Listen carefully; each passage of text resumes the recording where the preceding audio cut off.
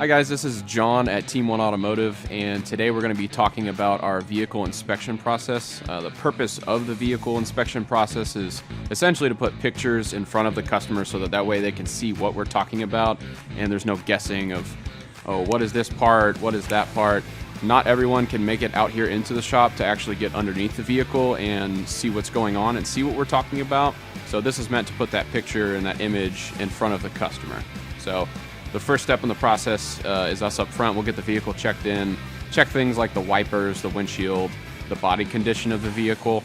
Step 2 is going to get back into the shop, and they're going to check all of the things that we can easily access. So your fluids, engine components, brakes, wheels, tires, suspension, etc.